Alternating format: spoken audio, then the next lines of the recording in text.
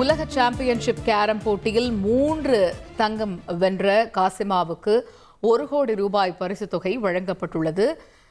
இந்த நிலையில் காசிமாவிடம் 1 கோடிக்கான காசோலையை வழங்கினார் துணை முதல்வர் உதயநிதி ஸ்டாலின். அந்த காட்சிகளை நாம் திரையின் வாயிலாக பார்த்து வருகிறோம். இது பற்றிய கூடுதல் விவரங்களை எமது செய்தியாளர் சமயமணிவன் விவரிக்க கேட்போம். சமயமணி, வணக்கம். முழு விவரங்கள் என்ன? வணக்கம். 6வது உலக கேரம் சாம்பியன்ஷிப் போட்டியில் அமெரிக்காவின் கலிபோர்னியா மாகாணத்தில் நடைபெற்றது.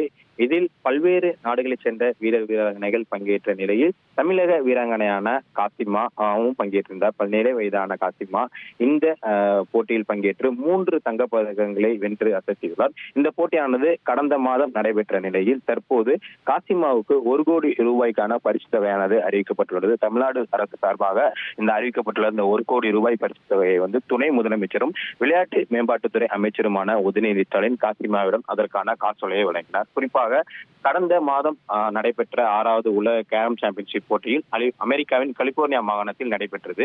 இந்த மாகாணத்தில் நடைபெற்ற இந்த போட்டியில் தமிழக வீராங்கனையான சென்னை சேர்ந்த காசிமா மகளிர் தனிநபர் இரட்டையர் குழு என 3 பிரிவுகளிலும் முதலிடத்தை வென்று 3 தங்கப் பதக்கங்களை வென்று அசத்தியுள்ளார். காசிமாவிற்கு தொடர்ந்து முதலமைச்சரும் துணை முதலமைச்சரும் தொடர்ந்து வாழ்த்து தெரிவித்திருந்த நிலையில் அவருக்கு தற்போது பரிசு தொகையானது அறிவிக்கப்பட்டுள்ளது. குறிப்பாக 1 கோடி ரூபாய்க்கான பரிசு தொகையானது அறிவிக்கப்பட்டுள்ள நிலையில் அதற்கான காசோலையை தற்போது துணை முதலமைச்சரும் விளையாட்டு மேம்பாட்டுத்துறை அமைச்சருமான உதயநிதி ஸ்டாலின் காசிமாவிடம் வழங்கியுள்ளார்.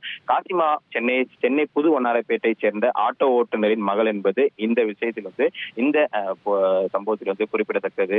ஏன்னா அவர் தந்தை தான் அவருக்கு தொடர்ந்து உறுதுணையாக இருந்து அவருக்கு கேரம் கற்றுக் கொடுத்து இவ்வளவு தூரம் கொண்டு வந்துள்ளார். இதனைத் தொடர்ந்து அவருக்கு தற்போது இந்த 1 கோடி ரூபாய்க்கான பரிசு தொகையை அறிவித்திருப்பது என்பது அவரது குடும்பத்தார் மத்தியிலும் அவரது பயிற்சியாளர்கள் என தொடர்ந்து அவரது சுற்றுச்சூழல் உள்ளவர்கள் மத்தியில் மகிழ்ச்சியை ஏற்படுத்தியுள்ளது. தகவல்களுக்கு நன்றி சமயமணி.